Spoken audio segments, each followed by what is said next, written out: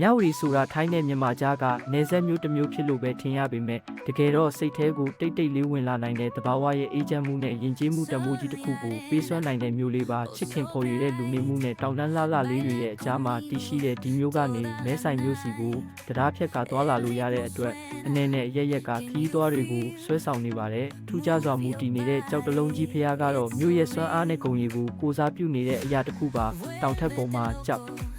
တုံးကြီးတစ်လုံးကဘဲဘက်ညာဘက်မလုပ်ပဲတီးတက်နေတဲ့အတိုင်းမြင်တဲ့သူတိုင်းကိုအံ့အားသင့်စေပါတယ်ဖျားပက်လေကတစ်တော်စိမ့်လန်းမှုနဲ့တိတ်ဆိတ်မှုကလည်းစိတ်အေးအေးလေးဖြစ်စေပြီးကိုယ်တိုင်ရဲ့အသက်ရှူတံကိုတောင်နားထောင်ခြင်းလာစေလောက်အောင်တိတ်ဆိတ်နေပါတယ်နေဆက်ရေပေါ်ကမဲခေါင်ကြီးတွေကလည်းနှစ်နိုင်ငံကြားကချစ်ချင်းမြတ်တာတန်ကိုရောထားသလိုစီးဆင်းနေပါတယ်ဈေးသွားရင်ဈေးတင်တင်နဲ့ထိုင်းနဲ့မြန်မာပစ္စည်းတွေရောဆက်ပြီးရောင်းနေတဲ့အရသာအမြင်တွေကလည်းနေဆက်မျိုးရဲ့အရသာလေးကိုပိုပြီးတိတာစေပါတယ်ခဏတာတည်းပဲတောင်ပေါ်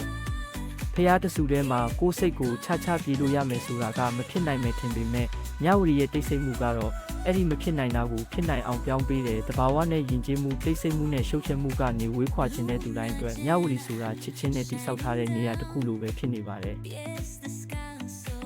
တရားတစ်စင်းကနေပင်နှစ်နိုင်ငံရဲ့အသက်ရှူတန်တဲ့အတူတဘာဝလှုပ်ရှားမှုတွေစုံစည်းနေတဲ့မြဝတီမျိုးဟာခီးသွားတဦးရဲ့အေးမြပြီးမမေ့နိုင်တဲ့အမတ်တရားတစ်ခုဖြစ်လာနိုင်တဲ့မနက်ခင်းရဲ့နုနုဝင်းဝင်းလင်းတောက်အောင်မှာတောင်တန်းရဲ့မြုပ်ကွက်နဲ့တွေကြားကလှုပ်ဝက်တစ်တော်လေးတွေကခေါ်ဆောင်နေတယ်လို့ကြောက်တလုံးကြီးဖျားထိပ်ပေါ်ကတာယာတဲ့လင်းငင်းကလည်းတက်ဝင်တက်တာဖြစ်စေတဲ့တောင်ထိပ်မှာဘေးမဲ့ဘေးကင်းနေရတဲ့ကြောက်တုံးကြီးဟာလှုပ်မိအနေထားနဲ့တီးတက်နေတာဟာဖျားပြီးတဲ့အံ့အားသင့်စရာတရားတစ်ခုလိုဖြစ်နေပြီးတစုံတစ်ယောက်ရဲ့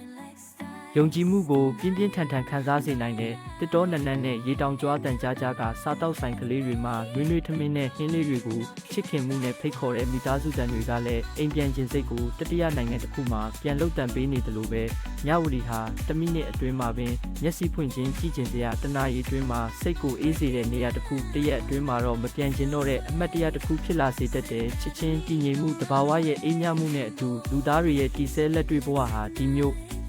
ထဲမှာလှုပ်ရှားနေတယ်ဆိုတာကိုသွားရင်သိလာမယ်ဒီလိုစိတ်ဝင်စားဖွယ်ရာနေရာဒေသများအကြောင်းကိုနောက်ထပ်တင်ဆက်ပေးမှာမို့ကျွန်တော်တို့ channel လေးကိုလည်း like and subscribe ပြီးလုပ်ပေးထားဖို့မမေ့ပါနဲ့နော်